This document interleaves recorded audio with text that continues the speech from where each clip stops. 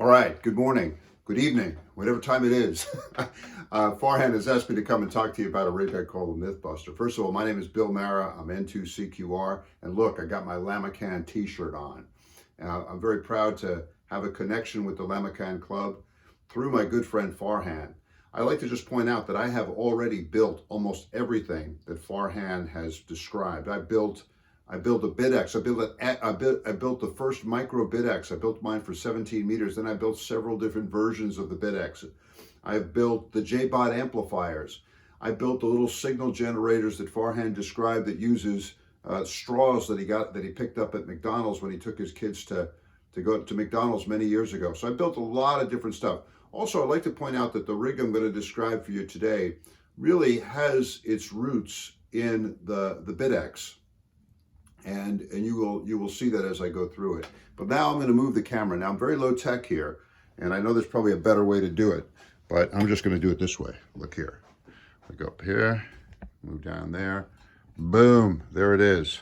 There is the rig that became known as the Mythbuster. Look, with the Lamakaan symbol there right up on front.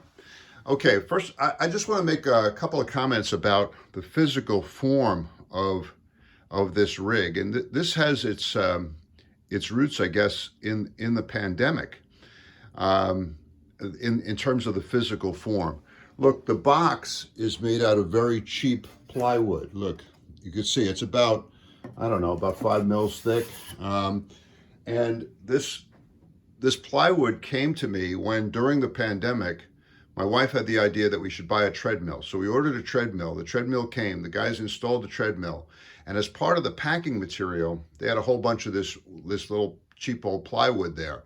They were going to throw it away. And I said to them, you know, let me keep the plywood. I think I could use it. So I kept the plywood. And sure enough, a very short time later, the plywood became the case for the rig that became known as the Mythbuster. It's got this number on here. And the number doesn't mean anything at all, except it looks kind of cool. It looks kind of techy. So I put it in there. You'll see I have a little screen. I cut a hole for the speaker, and I have a little screen here. I found that screen, again, during the pandemic, when I was out taking an afternoon walk here in the neighborhood, and I looked down on the street, and there it was, kind of rusting away. So I took it home, sanded off the rust, painted it black, and that became the speaker cover for it. I'll go inside in a minute, but you see that I have a piece of tape here and another bit of tape around there. Tape covers up a lot of imperfections in cabinet making. I'm very bad at cabinet making. I'm better with wood than I am with metal, but that's not saying much.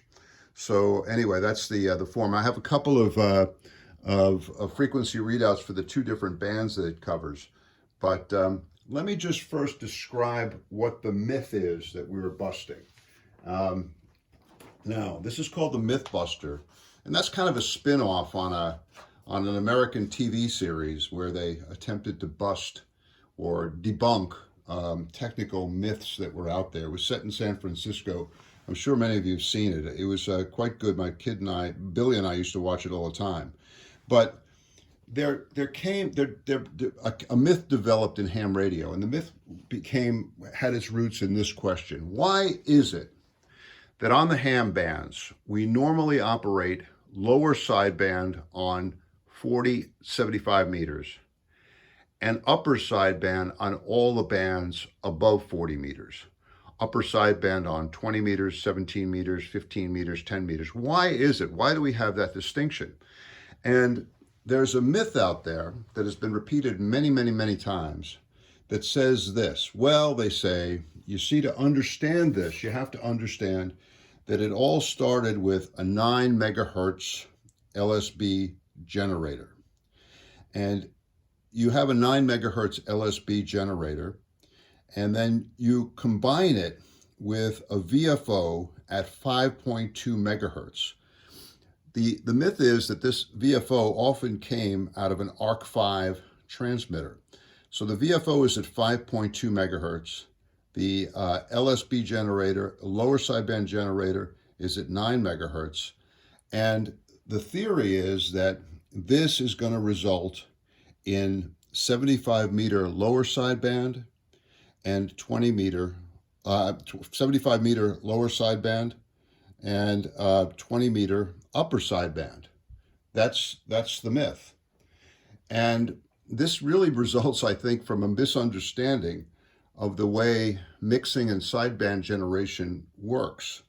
Because really what will end up happening here, if you do this, and if you just take a look at the math, you'll see that this actually generates 75 meter lower sideband and 20 meter lower sideband. It doesn't result in the upper sideband, lower sideband split that has been used to sort of justify the myth. So the myth has been repeated many, many times by some very prominent people in ham radio. And I decided I was going to build another rig that was going to debunk the myth. So that's the rig I built here. This is the Mythbuster. And with the Mythbuster, I just switched it around. Let me put this chart up here. I hope you guys can see this. Oh, look at that. The miracle of high technology here. I'm going to zoom in a little bit here. I'm going to zoom in on the chart. Look. All right. So obviously on top, this is the wrong scenario. So I have it as wrong. That it's wrong that you start with a 9 megahertz LSB generator, mix it with a VFO at 5.2 megahertz, and then you supposedly end up with 75 meter LSB and 20 meter UPSB. But what you end up with is 75 meter LSB and 20 meter LSB. So this cannot possibly be the explanation for the split that we have between upper sideband and lower sideband, with lower sideband below 20 meters and upper sideband 20 meters and above. This can't be it. So I decided to build something that sort of switched the generators around. I came up with a 5.2 megahertz upper sideband generator, and I had a VFO at 9 megahertz. Now, the VFO at 9 megahertz really came out of an FT101, an old Yaesu FT101. And I bought this at the behest of my good friend Pete Giuliano, N6QW. And he said to me, you should get this because the reduction drive on this thing looks really good. eBay was selling it. So I bought it for the reduction drive, but when it came, it had the entire VFO in it, which was pretty amazing. And the VFO worked great at 9 megahertz. So I bought this, and then I followed up, and I must admit, I probably bought 4 or 5 of them. One of them is back in Hyderabad. I sent it back with Farhan when he visited not long ago. But if you do this, if you do it this way, if you start out with a sideband generator at 5.2 megahertz, with the VFO at 9 megahertz, now you will end up with 75 meter lower sideband and 20 meter upper sideband. In this case, the myth is busted. This is the way it's supposed to work. However, when you look at the ham radio literature, literally never do you see this combination of sideband generator and VFO. They always describe it this way, and it's always wrong. Let me show you the circuitry that I used in putting together the Mythbuster. Again, a lot of this you'll recognize as almost pure BitX out of Farhan's 2000, 2001 design for the BitX. A lot of bidirectional circuits in here, and the same kind of simple single conversion SSB architecture. The only difference really being that we're doing it with 2 bands here, with 2 bands. And I'll show you how it works here. Let me take this down here, move this over here, and here we go. I might have to move the camera a little bit here. Look at that high-tech stuff here, guys, I'm telling you. All right, there we go. All right, let me focus down here on the circuit diagram. I'll start over here. Okay, look. So I start out with 2N3904 microphone amp, and this has come straight out of the micro BitX circuitry. I stole it brazenly from Farhan's circuit. Then I have a 2-diode, singly balanced modulator fed by the carrier oscillator at 5.2397 megahertz, crystal controlled. Then it goes to a TIA amp, a termination insensitive amp, which is something that Farhan recommended after my initial build of his Bidex. He said it would better to go with TIA amps because they present a consistent impedance to the crystal filter, which allows us to design the crystal filter with a known impedance at either end. So I have TIAs at either end, each of them set at about 23 dB. I build a 10-pole crystal filter that goes from about 5.2402 to 5.2426 megahertz, all right? So there's a 10-pole crystal filter followed by another termination insensitive amplifier. Now moving down the line here a little bit. Let me move this here, okay? Look, after that TIA amp, here's where the really interesting stuff begins to take place. I use an ADE1 mixer that I happen to have in the junk block box. I think my good friend Armin, WA1UQO, gave that one to me. And then here I use the Yaesu 9 megahertz VFO from the FT101 that Pete recommended. And then coming out of this, here's the key. Coming out of this mixer, you have two bands of frequencies. One is at 75 megahertz and is lower sideband. The other is at 20 megahertz and is an upper sideband. So you don't have to do anything to change the carrier oscillator frequency to go from upper sideband to lower sideband. You don't have to switch the carrier oscillator frequency at all. All you have to do is have a relay there that will select whether you're going on 75 meters or on 20 meters. From there, we go to one RF amplifier, two RF amplifiers, and an IRF 510 in the final. And then I have switchable low-pass filters too at the output of the final, one for 75 meters and one for 20 meters. So there you have it. That's the transmit side. The same thing is happening on the receive side, by the way, just in the opposite direction. So there you have it. I mean, I think, like I said, one of the interesting things about this is that it's a dual band concept. By picking an IF that is sort of halfway between 75 meters and 20 meters, it's up conversion for 75.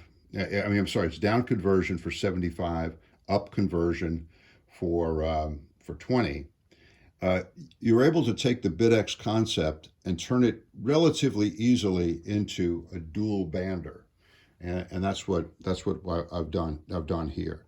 So let's take a look inside the device, because I know many of you are interested in seeing how this thing all came together. I'm going to zoom out a little bit here. Here we go. Okay. Now, we'll move this up. Okay. Brace yourself, gentlemen. It's kind of scary. This is the Mythbuster here. Let me crank it out here a little bit. I have a very old photographic tripod here that I use. I'll bring it up there. I think that's about as high as it's going to go. I don't want it to fall over on me. Kind of lock it down. Aim it over here. Aim it here. Hold on a second. All right. So here we go. Dun, dun, dun, dun. All right. So I removed the plywood. And now you should be able to see into the rig. I'll move it up here a little bit closer. Move it down. All right. All right. Now we can see into it. And maybe I'll put the circuit diagram. Oh, how can we see it? Oh, I'll put it here and here, and then I will go up here a little bit. All right. So it looks like a real mess inside, and to a certain extent it is. But look, I really like it's based on a pine board, on a piece of pine board. And this is something that goes back to the earliest days of ham radio. I think back to the age when hams were building their equipment on breadboards that they had stolen from their mother's kitchens. All right. Now, Frank Jones, who was one of the pioneers of VHF radio telephony, he was an advocate of using pine boards as the base for his transceivers. So I use, following Frank Jones' example, I start out with a pine board that's roughly the size that I need. Then my construction style, my preferred construction style is Manhattan style. So you see all the boards, there are a collection of boards here, many different boards that are all built Manhattan style. And what I do with Manhattan style construction, for those of you who don't know, you just cut out little pads. And there's all kinds of different techniques for cutting out the pads. Mine is decidedly low tech. I use some tin shears that I got from Home Depot, and I just cut out a little pad from a piece of copper clad board as I need it. And then I take some super glue. I usually have some tubes of super glue around here, Gorilla Glue. Look here.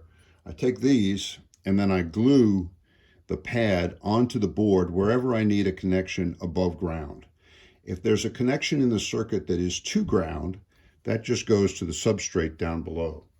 To connect the boards together, you'll see I have some copper clad tape down below that they're all kind of linked to, and I make sure that electrically this is all one solid ground connection here, okay? Now, to describe the circuitry, I guess because I have the transmitter circuitry up here, I'll just walk you through it. So the microphone jack is here, down in here, and it comes in, there's the 2N3904 microphone circuit that I took from Farhan's MicroBitX. And then it goes to a 2-diode, singly balanced mixer, which is over, let's see, where do I have it? It goes, there, the microphone amp, and then I think it goes over here. Yeah, it goes in here. Here, the audio goes in here. There's the 2-diode mixer. You can see the 2 diodes in there. And there's the little carrier oscillator down in here. Carrier oscillator down in that area. There's the crystal for the carrier oscillator. So the two of them then combine there. They combine forces as up here, and output comes to a TIA. This is a termination insensitive amplifier board here. So I made a termination insensitive amplifier. From the termination insensitive amplifier, it goes to the 10-pole crystal filter at 5.2 megahertz. These are all 5.2 megahertz crystals. And I have a little transformer to do impedance transformer at either end. Now the beauty is I know at this point it's 50 ohms, and I know at this point it's 50 ohms. But using Dishal software or AADE software, I do the characterization of the crystals, and I know that for this frequency, for this bandwidth, I need a certain capacitance to ground at each one of these crystals. That's the one that determines really most of the shape of the crystal. To eliminate any kind of ripple in the passband, you have to impedance match at either end. Now, knowing what the impedance is here and here, it makes it far easier to do the impedance match. So I just did some transformers there and I got the right impedance. Now I use a nano VNA to sweep the transformer and to make sure that the passband is what I expect it to be. Now the reason I went with 10 poles is because I wanted very steep skirts when you look at the crystal filter passband. Steep skirts because in this age of software-defined radios, guys are becoming much more demanding in terms of what their crystal, what the signal will look like coming out, and they like what they call brick wall or nearly vertical skirts on the filters, or on the digital filters in their case. So in this case, I'm trying to recreate that with the use of this 10-pole crystal filter, and I think it worked out pretty well. So after the filter, I have another TIA amp, and that's this amplifier you see here. This is another TIA amp. And then from the TIA amp, it goes to the ADE1 mixer, which you can see right here. There's the ADE1 mixer, a little tiny thing that I had. And again, I think Armand, WA1UQO, gave it to me. All right. Now, here's an interesting piece of gear. And here's sort of where I kind of defy or challenge my own homebrew principles. Look, this little box here, this is the box that came with the reduction drive that Pete recommended that I get. It's actually the entire VFO out of a Yaesu FT101. I think this is a good example of taking an old piece of gear and putting it to a new use. I'm sure the engineers who designed this thing for Yaesu back in the mid-70s or so Never dreamed that it would be used in a rig like this to bust this myth, but it is. There's the VFO itself, and I had to build a couple little amplifiers, I think, down in here to get it to the right level so that it would properly drive the ADE1 mixer. So coming out of there, I have, you can see in here, you can see I have two bandpass filters, one for 20 and one for 75, selected by this relay. So that takes us up to this point. And then we go into the world of RF amplifiers. 1, 2, 3, and then 4. Here's the big heat sink that I have. I think Chris Waltrip gave me this, and I had a bunch of these around, and I put it in there, and it works really well and hangs out the side here. So it keeps the amplifier transistor cool. That's an IRF 510. So I have all the stages of RF amplification here. And then here I have two low-pass filters, one for 75, one for 20, again selected by a relay. So now on reverse, it's pretty much the same thing. The only thing I've done is, here you'll notice another transgression on my part. That is an LM386 board, and you could buy like 10 of these for $11 US on the internet, and I got them. And all it is, it's a surface mount LM386 with some of the associated parts. And I just stuck it in there, and it makes the audio coming out of this thing on receive seem quite nice.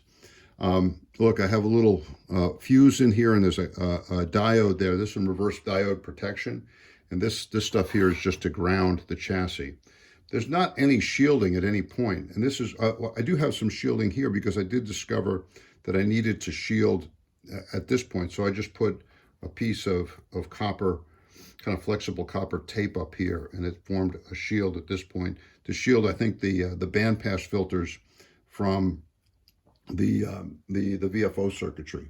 So that's the physical layout of the whole thing. One other thing I wanted to tell you folks about that I think is kind of interesting here, and I'll tilt it up here a little bit. You'll see I have two LEDs here. Let me power this thing up, just show you guys how these things, how you select frequencies with this thing. I have a little power supply here, and hopefully I won't do, I won't reverse polarity protect it. Here, it is reverse polarity protected, guys, so I'm not going to blow it up. But let's see, I'll be careful because we're running video here right now. Okay, you can see it's in receive mode, but look here, watch. Look at that. You can see now I'm on 20 meters, right? But if I throw the switch, boom, now I'm on 75. 20, 75. Little switch. This is the band switch. Now when I throw this switch, I'm not just switching the LEDs, but I'm also switching the relays to put us on the two different bands, okay? Let me turn this thing off now. That just demonstrates that. Now, for these frequency readouts, I use the Sanjian LED that are available online. They're very cheap. They're like, I don't know, they're about $8 or $10 a piece, and you can see them here. And here are the two boards that, and this is again a transgression on my part, because this is definitely kind of digital technology, and I don't really know much at all about how these things work. So I said, okay, look, it'll be kind of a concession on my part to modern technology, but there they are, and they work really well in this thing, and they're able to provide a digital readout. Now I started out, one of the reasons that I feel okay about doing this is because I started out, look here, this is just the frequency readout from the Yaesu FT101. So I could live without this. I could go with this, but this certainly makes it easier and much more precise. There's another little bit of circuitry that I included in here just recently that I noticed in the Yaesu FT101 in the VFO. They have a circuit that in there called the clarifier circuit. And what this is supposed to do is provide basically RIT, receive incremental tuning. But I realized that if I fired that up, it would give me the ability to go 5 up. Very often DX stations want you to transmit 5 kilohertz above their frequency. And so that's where I included this little bit of circuitry in here, the pot and the switch. When I throw the switch up, I can set how much of a frequency gap there will be. And when I hit the mic, when I hit push to talk, then it automatically transmits 5 kilohertz up. But I usually keep it off because I'm usually transmitting and receiving on the same frequency. When I throw the switch, it allows me to go 5 kilohertz up. This is one of the joys of home brewing, that you can make things the way you want to make them. And that's what I've done here with the Mythbuster. Now, I'd also like to say, I'd like to tell you guys that the Mythbuster, this dual band setup, not only have I succeeded in busting the myth about where our sideband convention comes from. By the way, I still haven't figured it out. I just know that it's definitely not this one. I still don't really know why we do it this way. We just do. And a lot of people think that this is the explanation. It's not. But anyway, this rig just showed that if you switch the sideband generator and the VFO around, yeah, that'll work. But that's not the way people did it back in the old days. So this doesn't really explain the convention either. But one thing this thing did do is it alerted me to the possibility of dual band operation. And it led me to create 2 other very similar rigs, one for